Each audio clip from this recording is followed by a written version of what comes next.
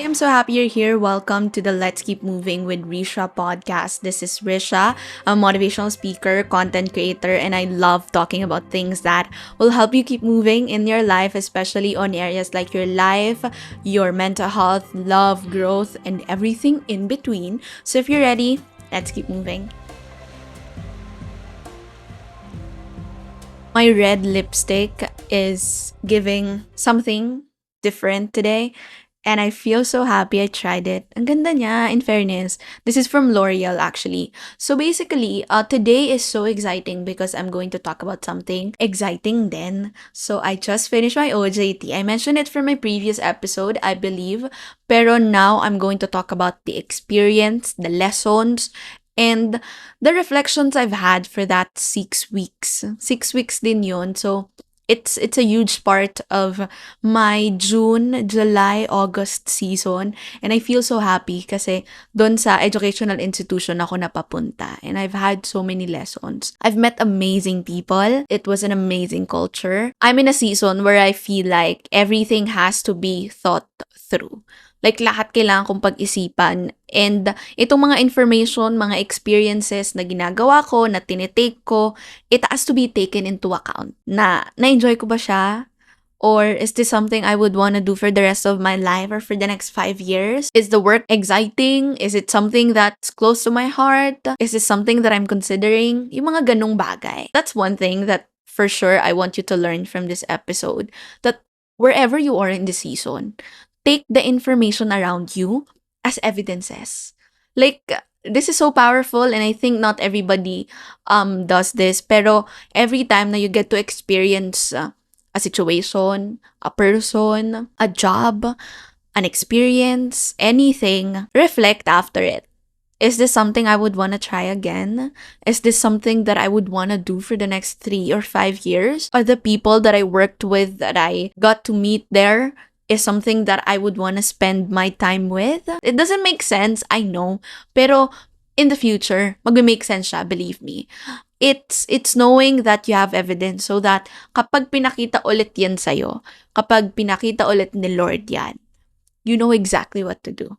You know exactly the experiences you had, and so may paghuhugutan ka of your decisions. Doon na-build yung beliefs mo and yung values mo. But anyway, I'm in that season na kung saan feeling ko, lahat ng na-experience ko, dapat tinitake into account ko. And therefore, I feel like those who are in their 20s, you get this feeling na I have to come up with the decision right now kasi sayang yung oras ko, sayang yung panahon, sayang yung oras, sayang yung potential. Kasi possibly, baka pag hindi ko pinag-isipan, baka magkamali ako. But I think with all that I've shared for that intro, I think I've done a pretty great job in grounding myself and in reflecting. And I realized one thing from my OJT season, that not all open doors are for me pala. Sometimes, pinapakita lang yung door na yan for me to be able to realize what I like and what I don't. And it's up to my own discernment kung ipapursue ko ba siya or hindi. But going back to this whole OJT thing, I enjoyed it. I love the people there. I've learned so many lessons that I feel like hindi ko matututunan sa ibang industry. And mind you, when I bid goodbye sa bawat isang counselors there and the people I worked with, I was really sad. Believe me, I was so sad. And medyo nagbe-break yung voice ko habang nagpapaalam ako because I got attached. Mabilis kasi ako ma-attach sa mga culture, sa people. And I feel so happy that I get to meet these amazing people. And that's exactly what we're gonna talk about today. It's all rooted in the idea and the truth that not all open doors are for you. And I want you to learn this from a very open, mindful perspective, that not every open doors is for you. And I want to talk about 3 things about it. So if you're ready, without further ado, let's keep moving. Well, now let's talk about the first thing. Some doors are disguised as good to allure you. When I shifted kasi from engineering to psychology, I have to be honest na I realized na I just chose engineering for the title. I just chose it for the title it could potentially give me na parang engineer ako. Imagine that, meron akong ENGR sa unahan ng name ko. And my purpose in choosing the course, the program is so shallow. It was my ego that decided what career I should pursue, and I didn't think about my current talents, my current strengths and weaknesses. And while I know that not everybody has the privilege to choose a path they prefer, it still made sense. We walk through doors not because we truly want it. The opportunity or the relationship or the career or any opportunity you're walking in, but because it just allured us that a good life or something better or the best life is waiting for us there. But what if those opportunities are disguised only as good to tempt us? Para lang i-allure tayo. Alam mo nang mali, pero ginagawa mo pa din. Alam mo nang hindi tama, pero tuloy pa din. And allow this to land to you. What doors are you walking in that just feels good on the outside, but feels off or empty in the inside? Kaya sabi ko, super importante ng values natin when you're deciding, when you're making a decision, especially an important decision. Right now, what do you value? Bago ka pumasok sa mga pintuan, kahit gaano pa kadami yan, take some time to ask yourself, what do you value? For example, experience ba? Can you take a job with lesser payment or earnings for a job that could give you so much experience and give you an opportunity to be mentored by great people? Is freedom the thing that you value? Even if a job is high paying, but it's also a job that would demand so much from you or would need to have you relocated sa ibang place. Would you sacrifice it? Because your priority right now is freedom and flexibility. And I hope the past couple of examples are making sense to you. For example, increase cash flow ba ang priority mo ngayon, ang vina-value mo ngayon? So can you take a job that's toxic and kind of stressful, pero it pays the lifestyle you want? Of course, definitely you can enjoy both worlds. Or you can stumble a perfect opportunity that would offer you both worlds. But in such case lang, na you're torn. In such case na wala ka ng option but to make a decision with the thing that's in front of you, consider what you value. Like, definitely consider what you value. Hindi ko alam, pero isa yan sa mga talagang hinuhold on ko every time I make a decision. Wherever I am in a season of my life, I always ask myself, is this what I value? Kahit nakakaya yung opportunity na yon, but right now I value growth. Kahit medyo cringe tong opportunity na yon, right now, I value growth. Kahit medyo stepping outside of my comfort zone or my safe zone, yung opportunity na yon, what do I value? If I value growth, then for sure, kahit pagano nakakahiya, kahit pagano ka-cringe ang opportunity na yan, again, I value growth. I would say yes to it. For example, there's this opportunity that I feel like is completely out of reach and feeling ko super toxic ng place. But I feel like I would be mentored by great people, by amazing people. Kaya ko bang i-take yung toxicity, yung stressfulness, yung demand ng work for the thing that I wanted because I value growth? For example, you're in a season of your life where you want cash flow, you want increased cash flow, but at the same time, ayaw mo din namang malayo sa pamilya mo. But right now, the opportunity that's presented in front of you is to go abroad because there you will earn 10 times more. Kaya mo bang i-sacrifice muna yung time mo with your family because right now you value growth, you value increase of cash flow? Kasi baka right now naman you don't value flexibility that much or freedom that much. Baka you value cash flow, growth, and that makes sense. So root every decision you have or you need to have in the value you have in that season. And hindi ko sinasabi na hindi porket ganito yung values nito or yung vina-value ng isang tao in this particular season of his or her life, yun na dapat yung vina-value niya forever. Because it changes. It definitely changes. Your values when you are now in your 20s would change 360 when you're in your 30s. Soon, baka gusto mo na mag-base dito sa Philippines, mag-business kahit mahirap. Because right now, you value your time with your family or your freedom to do what you want. Ayaw mo na ng boss. And does that make sense? And this goes hand in hand, hindi lang sa perception mo as the decision maker, but as our perception as an audience to those people who are making decisions. Again, what do I mean by that? Hindi lang nagva-value ang idea at ang concept na to as a decision maker or as someone who makes the decision, but as someone who's watching other people makes decision for themselves. You cannot judge someone na hindi niya tinake yung opportunity na yon kahit maganda yung opportunity na yon because you don't know exactly what this person values.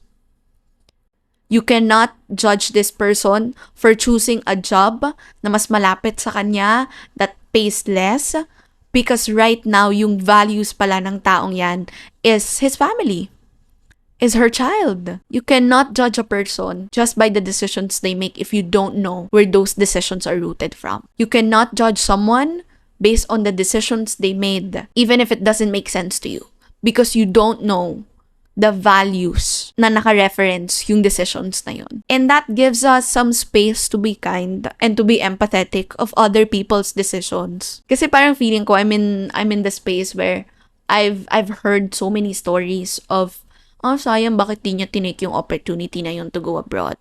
Bakit di na lang siya nagtiis sa course na yun? Bakit hindi yun yung course na pinili niya? Bakit di siya nagganito? Bakit di siya nagganyan? Do we know the values of these people, of this person, in this season of his or her life? Because if not, and even if we do, can we take a step back and allow this person to decide for him or herself? We do not have a say on that. Again, let's not judge someone based on the decisions he or she made if we do not know the value or the values he's living to get to that decision, to make that decision in the first place. That's my first point.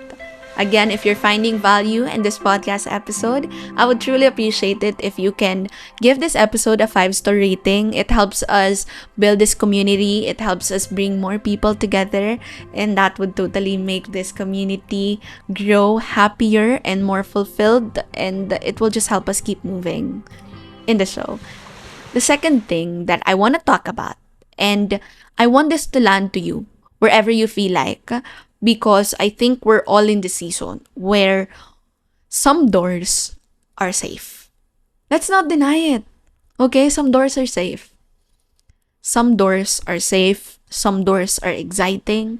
Some doors takes a little adventure. Some doors are risky. So what doors are you choosing? This idea that some doors are safe, I mean it in a way based on what I've experienced the past weeks. So I found out that there is a chance that I get to be absorbed by this organization na pinag-OJT-han ko. And I feel so honored. Like, nung sinabi sa akin na may opening daw sila, baka daw gusto ko apply for my CV, I feel so honored. Because it means they liked me and they want to work with me. Even the director of the organization would love to collab with me dito sa podcast. I hope I get to bring her in. She's a psychologist, a registered guidance counselor. Like, she's the best. And yeah, when I found out the truth nga, I was left with no words. I feel so grateful because I heard they only hire interns they like. So they must have liked me. Anyway, what's not to like? Charot. Anyway, the work is so fulfilling, I have to say. The people are just the best mentors I could ever ask for. The decision to go there was like the best decision I've ever made in my college years. And I mean that. They live a very simple life. A life that's rooted sa purpose, a life na rooted sa dedication nila to help students cope and thrive in not just academic settings, but also generally in life. But after so many thoughts, after so many prayers, I decided not to consider the offer for now. It is because of a reason so personal, something that I can't even explain to someone. And maybe at this point, I just want to keep it to myself. But yeah, with that comes a lesson na hindi pala lahat ng bukas na pinto ay dapat kong pasukin. Na hindi pala lahat ng bukas na pinto ay dapat pinapasok. Not all open doors are meant to be walked through. And it's so painful to accept it. Because it feels like I'm missing an opportunity or I'm wasting an opportunity so easily given to me. Do you ever feel that? Na parang, ay, ang dali-dali na lang binigay sa'yo. Ayan na. Ano yung sinusubo na lang sa'yo. Pero there's just something inside of you that says no. That's a great opportunity. You're grateful. You're super grateful it has been given or offered to you. Pero no. And I live it at that. I realized then na growth can feel grief.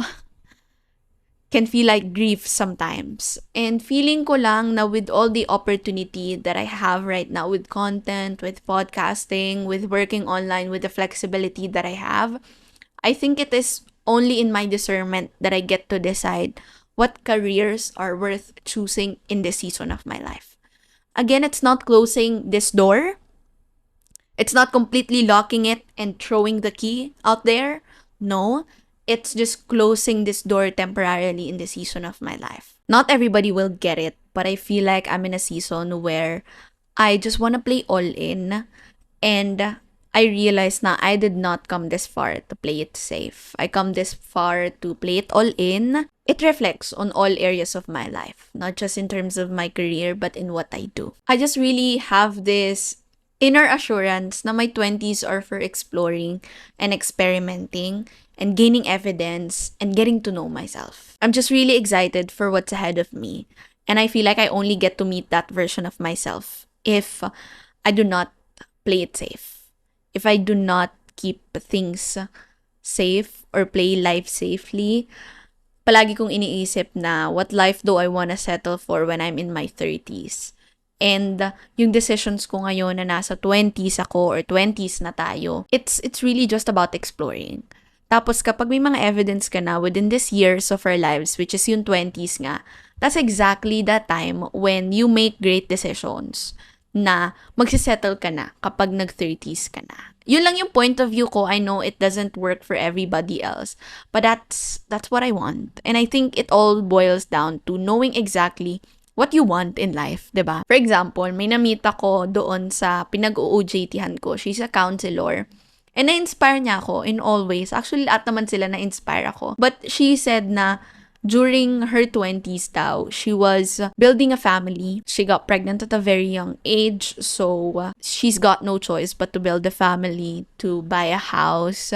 And right now, everything's settled with the kids. And nakakatuwa kasi sabi niya, siguro pag nag-30s na lang ako or nag-40s ako, dun na ako magta-travel. Which is so different from the mindset that I think my generation has during this season. We're more leaning into, okay, this year, itong mga 20s ko, this is the year na I get to travel and all that. While sa 30s ko, that's when the time I build my family. So, iba-iba talaga. And I think, yun nga, super important that you know exactly what you value in this season of your life. The third thing I want to talk about is something that would definitely speak to you. And I hope it lands just where it needs to land in your life. Just because the door is hard to open doesn't mean it's not for you. Hindi porket madaling buksan ang pinto, dapat na yang pasukin. At hindi naman dahil mahirap buksan ang pinto, ibig sabihin hindi na yan para sa'yo. Of course, there are challenges, there are opportunities na sobrang hirap makuha or sobrang hirap makapasok. There are opportunities na ang tagal bago mo makuha, bago ka makapasok sa particular opportunity na yon. And if every time na ganun ang case na mahirap, na may mga challenges, palagi mong iniisip na hindi para sa'yo, na baka something is better would happen or would come to your life, that's a reflection of your mindset. There are ways to make your entry easier. For example, you want to start content creation. You don't necessarily have to buy the most expensive camera. You just have to give yourself permission to be embarrassed. Like really, give yourself permission to play and have fun. And do not stress yourself out with all the other logistics or stuff you need to think about na hindi pa naman nagmamatter as you're starting. I talked about how cringe I was nung mga unang episodes ko. And it really made me realize na embarrassment is the cost of entry. You wanna be seen? You wanna start a business? You wanna build a brand? Start where you are. Gather all the things that are in front of you or are available. Kasi totoo, God calls the willing. And He makes the willing qualified. God doesn't call qualified people. He calls the willing. And if you're willing, He can make you qualified. He doesn't care about your credentials. He doesn't care about your history. He doesn't care about your mistakes. He doesn't care about what you did before. He doesn't care about who you were before. He embraced all versions of you. Actually, minsan napapaisip ako na sometimes every episode is all rooted to Him because I think for the longest time, I feel like I haven't given him so much glory for all the good things he's done in my life. But basically, baka yung mga challenges or yung idea ng hirap buksan ang pinto are only challenges that takes to prepare you, to challenge you, to refine you. Not necessarily na hindi talaga para sa'yo yun. Ayun lang, maybe just a reminder that if you wanna start something, if you wanna build something, if you wanna start anything, know that every decision you make comes a lesson. Hindi man yan yung tamang decision, hindi man yan yung tamang opportunity, hindi man yan yung true path for you. The best thing about it, the best thing that could happen is that you learn from it. And that when you learn from it, please apply it the next time. I think that's the best advice I could give you as we end this episode. Please apply the lessons after. It's so sad kapag paulit-ulit na lang na nangyayari yung mga lessons na yun sa buhay mo at paulit-ulit mong ginagawa yung mga bagay na dapat hindi mo ginagawa. Learn from it. As we close this episode, I want to just tell you one thing. Choose a door that makes sense to you, quite makes sense to you in this season of your life. I just don't want to talk about career or opportunities. I mean it in all areas of your life. Relationships, purpose, every single opportunity.